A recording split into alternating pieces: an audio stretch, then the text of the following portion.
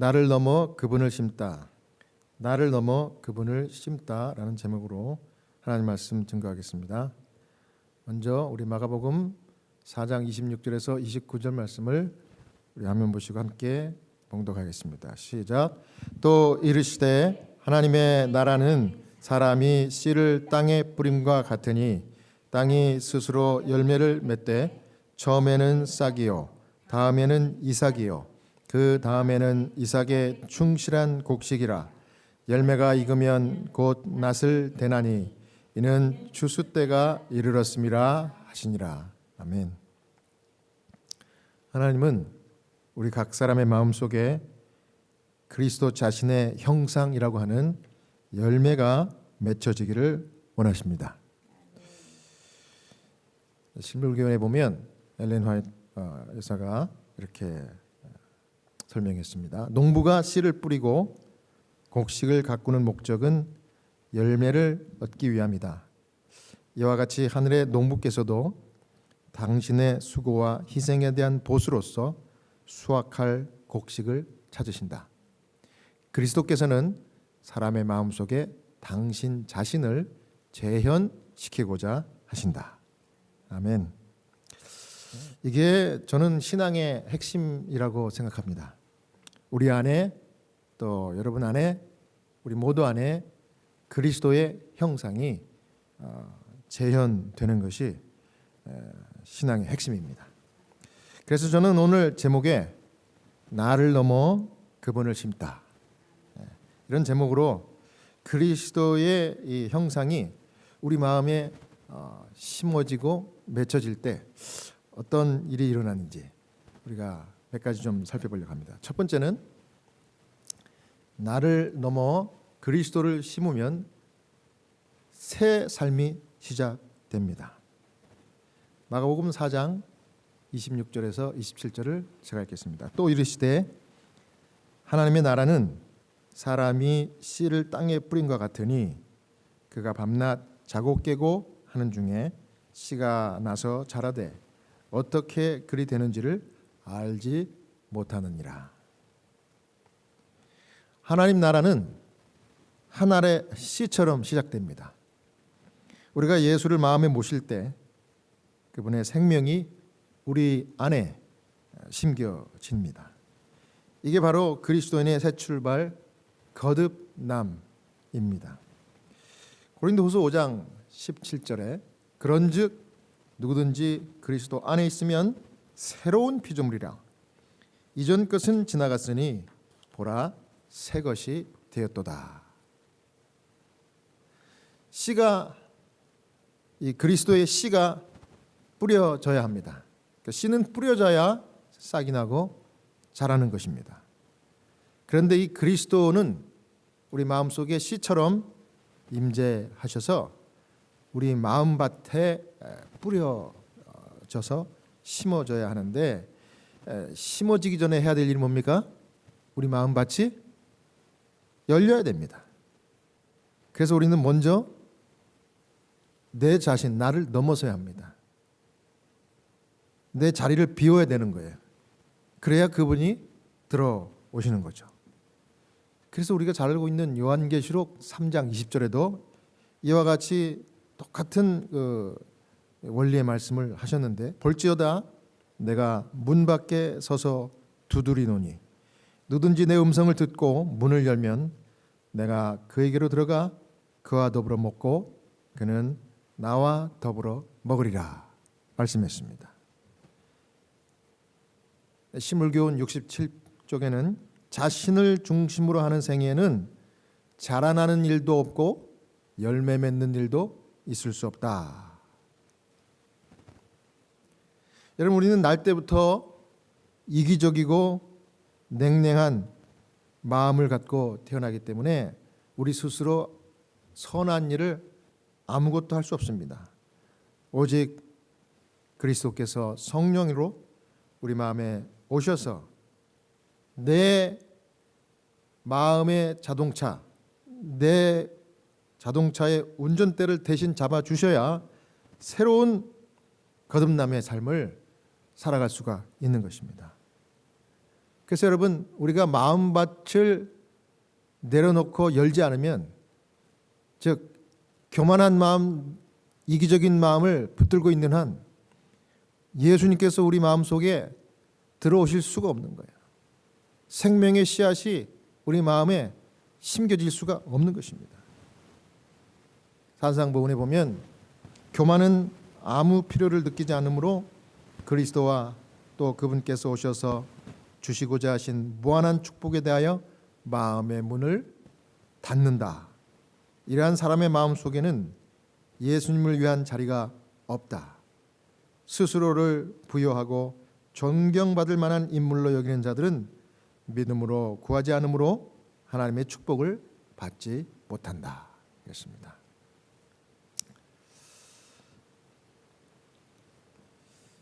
제가 지난주에는 호스피스 환자가 되기도 직전에 호스피스 환자를 만나서 기도해 드렸습니다. 이게 무슨 얘기인가 하면, 이 갑자기 그 우리 인테이크, 그러니까 어드미션 널스가 저한테 전화를 했어요. 목사님, 제가 지금 이 호스피스 환자 집에 와가지고 그 보호자에게 호스피스 케어 동의서 각서 사인을 받으려고 하는데, 제가 이렇게 보니까 이 환자가 하루를 못 넘길 것 같습니다. 그래서 가족들이 빨리 목사님 오셔가지고 마지막 임종 기도를 해달라고 하는데, 목사님 오실 수 있어요? 그러더라고요. 그 전화를 받자마자 물론이죠. 그래서 이제 갔습니다. 환자의 집에 도착해 보니까 남편도 있고 아들도 있고 며느리까지, 또 이 환자를 간병하는 24시간 케어기버까지 다 거기 모여 있는 겁니다. 그런데 보니까 남편이 휠체어에 앉았는데 남편도 palliative care, 호스피스 케어 직전에 아주 위중한 환자예요. 그런데 와이프는 더 위중해갖고 지금 임종 사경을 헤매고 있어요.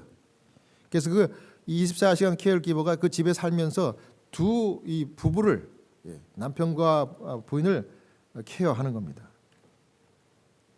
그래서 제가 이제 가족들에게 이 환자의 종교가 뭐냐고 물었어요. 그러니까 남편이 캐톨릭 그래요. 천주교라는 거예요. 그러면서 자기가 이 부인과 함께 열심히 다니던 성당 이름까지 다 알려주는 거예요. 그래서 제가 그럼 그 성당에다 지금 바로 전화해서 신부님 보고 와서 기도 좀 해달라고 할까요? 임종 기도를? 그랬더니 No. 왜요? 목사님이 여기 오셨는데 전화할 필요 없습니다. 목사님이 해주시면 됩니다. 야, 이 천주교 신자 중에도 이런 분들을 제가 처음 봤어요. 무조건 신부가 기도해줘야 되는 줄만 알거든요. 그런데 그럴 필요 없대요. 목사님이 오셨으니 목사님이 캐톨릭 프리스트가 아니더라도 괜찮습니다. 기도해 주십시오. 그래서 제가 알겠습니다. 바로 야고보서 5장 14절에서 16절 말씀을 읽고 그 말씀을 따라서 이마와 손에 기름을 바르고 기도를 했습니다. 그리고 이제 바로 하나님께 Heavenly Father, 이 기도를 시작하는데, 저는 이제 보통 기도할 때 다른 가족들이 이제 다 손잡고 같이 기도를 하고 했는데, 그 사람들 눈 감고 있었는데 저는 눈을 뜨고 기도를 합니다, 항상. 왜냐하면 주기도문을 해도 눈 뜨고 기도해서 환자가 어떻게 지금 기도에 동참하는지 안 하는지를 늘 살펴봐요. 제가 눈을 뜨고 이제 Heavenly Father 이러는데, 그동안 거칠게 숨을 싹 몰아쉬던 이 환자가 눈을 갑자기 막 뜨려고 하는데 눈이 안 떠지는 거예요. 그리고서 이 숨이 조용한 숨으로 바뀌었어요. 아주 힘든 숨이 아주 차분한 숨으로 싹 이렇게 보통 숨으로 바뀌더라고요.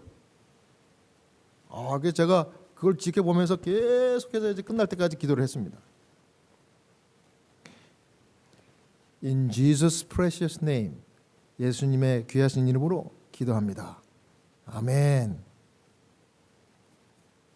그리고 주기도문까지 온 가족들이 같이 다 하고서 아멘 하는데, 제가 눈을 뜨고 기도했다 그랬죠. 보니까 갑자기 그 아멘 함과 동시에 사람이 다시 거친 또 이제 그 힘든 숨으로 다시 돌아가는 거예요. 샥. 저는 바로 알았습니다. 이 환자분이 지금 눈도 못 뜨고 사경을 헤매면서 못 듣는 것 같아도 청력이 살아있구나. 마지막 임종 기도를 한다고 그러니까는 내가 헤븐리 파더 하는 순간 자기도 기도에 동참한 거예요. 이야. 그래서 내가 이 가족들에게 내가 이야기했습니다. 내가 14년 동안 1000명의 이 환자분이 돌아가시는 걸 봤는데 기도를 해드렸는데 나는 확신합니다. 방금 전에 숨을 이렇게 거칠게 몰아세우다가 이렇게 헤븐리 파더 하는 순간 제가 봤다고. 이 어머니가 이 당신의 부인이 숨을 좀 차분하게 쉬면서 아멘 할 때까지 계속해서 기도에 동참하더라고. 너무나 기적 같은 사실이라. 하나님 힘을 주신 것 같다. 이제 마지막 기도를 받았으니 이분은 오늘 죽어도 하나님이 완전한 하나님의 자녀로 영접해 주실 겁니다. 그랬어요. 했더니 막 펑펑 울어 이 사람들 가족들이 고맙다 이러면서 목사님 고맙대요. 예상대로 그 다음날 새벽 4시에 제가 4시에 전날 4시에 방문 가서 기도했으니까 그 다음날 새벽 4시면 정확히 12시간 후에 이분이 편안하게 가족들이 지켜보는 가운데 돌아가셨어요. 야, 저는 이렇게 임종하는 호스피스 환자를 위해서 기도드릴 때마다 그 마지막 기도를 받는 마지막 말도 못하고 눈도 못 뜨는 그 환자는 그 기도에 동참하면서 마지막 지금까지 자기가 거칠게 자기 혼자만 자기 인생의 그 이 운전대를 자기 스스로 놓지 못하고 있다가 이제 그 기도를 제가 드리는 순간 그 운전대를 그리스도 예수에게 탁 드리는구나 하는 그런 느낌을 받습니다. 그러면 그 운전대를 그리스도가 잡으면 어떻게 하겠습니까? 예? 정말 가장 올바른 길로 하나님이 그 영혼을 인도하시는 겁니다.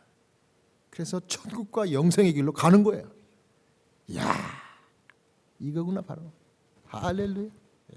사랑하는 여러분, 오늘 그리스도이신 예수님께서 여러분의 인생, 여러분의 마음의 운전대를 잡으시도록 자신과 교만의 마음을 완전히 내려놓게 되시기를 간절히 바랍니다. 그러면 놀라운 변화의 삶이 시작될 거예요. 어떻게 그런 일이 가능하게 할까요? 간단합니다. 내가 잡고 있던 이 운전대 이거를 내려놓고 나를 넘어서 그리스도께서 대신 운전대를 잡으시도록 그리스도를 모셔드리든지 그리스도를 내 마음에 심으면 그렇게 되는 것입니다. 그러면 어떻게 그리스도를 내 마음에 모실 수 있을까요? 여러분, 예수님 눈에 보이지도 않는데 어떻게 할 수 있을까요? 성경이 분명히 얘기합니다. 요한복음 1장 14절 우리 함께 읽겠습니다. 시작. 말씀이 육신이 되어 우리 가운데 거하심에 우리가 그의 영광을 보니 아버지의 독생자의 영광이요 은혜와 진리가 충만하더라. 여기 뭡니까? 여기 나와 있죠. 분명히 말씀이신 그리스도, 그분이 육신이 돼서 우리 가운데 거하시게 하시면 되는 거야. 그 말은 뭐예요? 말씀을 받고 말씀대로 순종하며 살면 되는 거예요. 이것에 대해서 우리 교회 성경 주석은 분명하게 이렇게 주석을 했는데요. 말씀이 육신이 되어, 이게 무슨 말인가? 여기 보십시오. 바울은 성육신을 큰 비밀이라 일컫는다. 영감을 통해 우리에게 알려주신 지식의 한계를 넘는 일은 인간 마음의 역량으로는 이해할 수 없는 신비 속으로 파고 들어가는 것이다. 이 말씀을 받고 말씀대로 순종하는 삶을 살기 시작하면요, 우리의 이 상식과 마음의 이 역량을 뛰어넘는 정말 이상한 신비로운 삶 가운데 우리가 들어간다는 거예요. 그래서 누구든지 그리스도 안에 있으면, 그리스도가 내 안에 있으면 뭐라? 새로운 피조물이다. 이게 바로 같은 얘기입니다. 같은 얘기. 그래서 나를 내려놓고 하나님의 말씀을 받고 하나님 말씀 중심의 삶을 사는 것은 이제 그 이후에 내 삶은 이해할 수 없는 신비로운 하나님의 삶 속으로 파고 들어간다는 것입니다. 할렐루야. 여러분, 출애굽기 20장 8절과 11절, 특별히 8절 뭐라고 그랬어요? 안식일을 뭐하여? 기억하여 거룩히 지키라. 이게 왜 이렇게 중요합니까? 말씀 순종을 매주마다 내 행동으로 보여주는 거예요. 안식일을 기억하라고 그랬거든요. 신명기 5장에 또 뭐라 그랬습니까? 너는 기억하라. 내가 애굽 땅에서 종이 되었더니 내 하나님 여호와가 강한 손과 편팔로 거기서 너를 인도하여 내었나니 그러므로 내 하나님 여호와가 내게 명령하여 안식일을 지키라 하느니라. 아주 여기는 더 강하게 이야기하셨습니다. 이거는 옵션이 아니에요.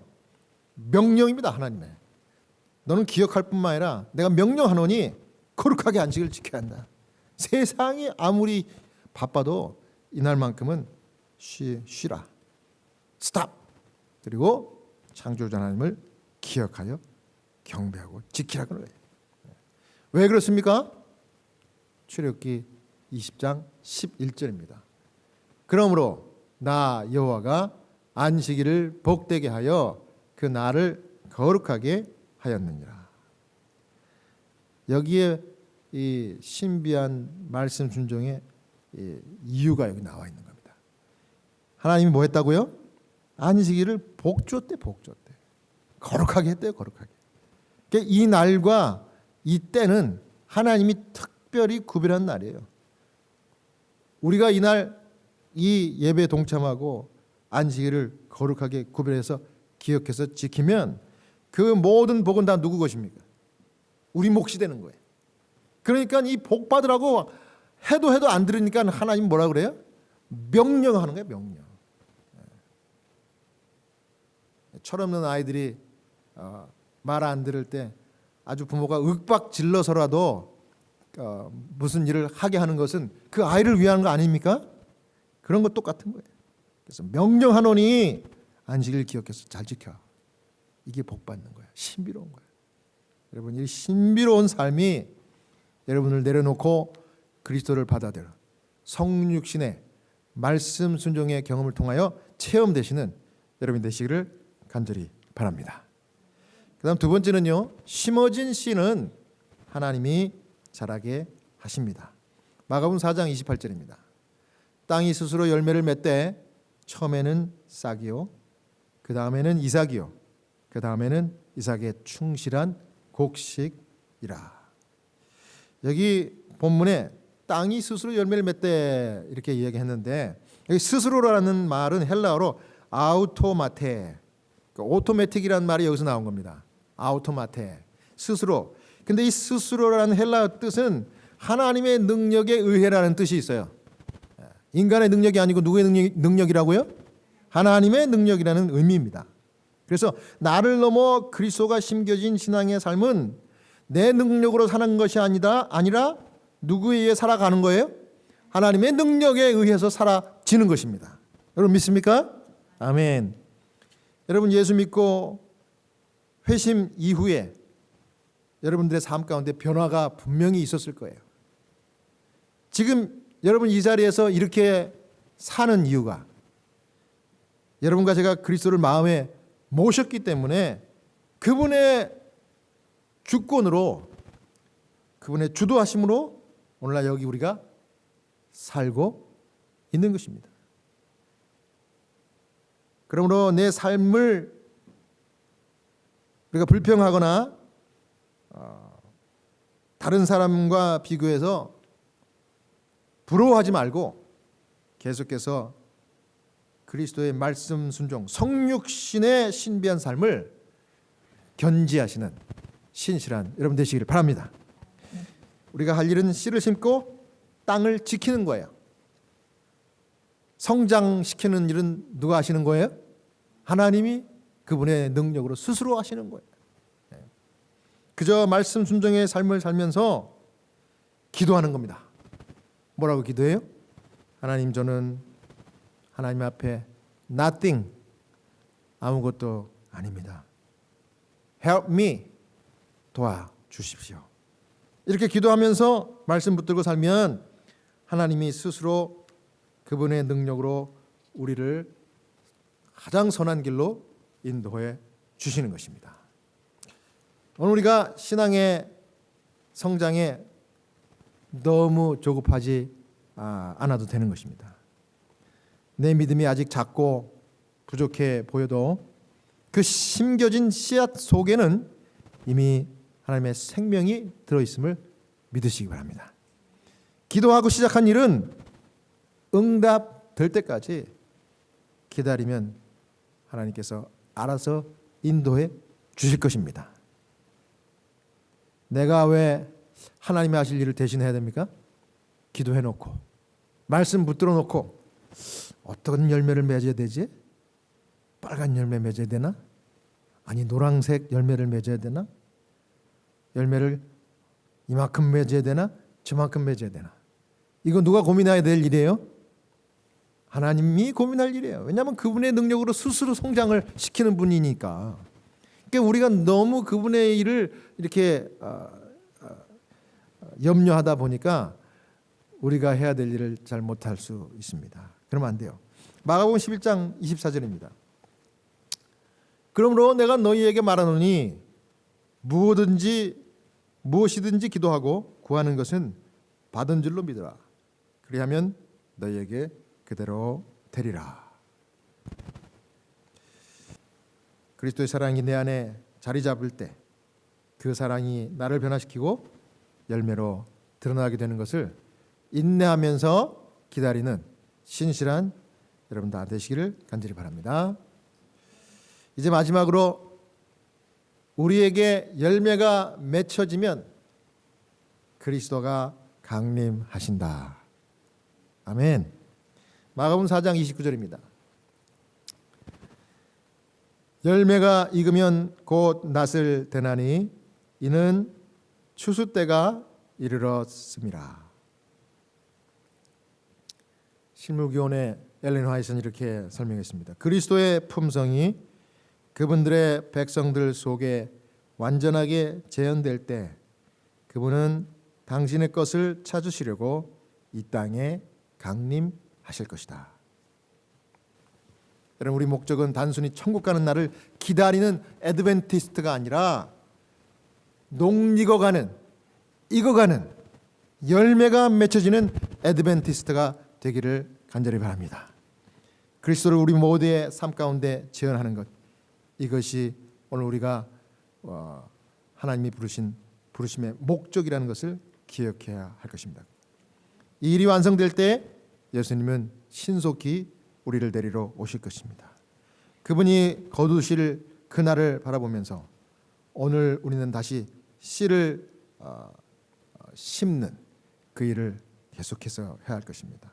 내 마음속에서 심고 다른 사람들에게도 심는 일을 끊임없이 해야 될 것입니다. 그런데 원칙은 하나, 무엇인가 하면 나를 넘어야 그분을 심을 수 있는 것입니다. 그것이 진짜 그리스도의 목적입니다. 하늘의 농부가 기뻐하시는 삶인 것입니다. 이 일을 위해서 저와 여러분을 부르신 것을 오늘도 믿으시고, 우리가 지금은 이렇게 연약하고 나약해 보이지만은 한 사람 한 사람씩 이 믿음으로 씨를 심는 일에 헌신을 하면 결국은 하나님께서 그 씨가 심겨지고 또 이삭이 되고 이삭이 자라서 열매가 풍성하게 우리 모두에게 맺히게 되는 일을 하실 것입니다. 이 일을 위해서 여러분들 적극적으로 동참하시는 신실한 성도들이 되시길 바라면서 오늘 말씀을 마치겠습니다.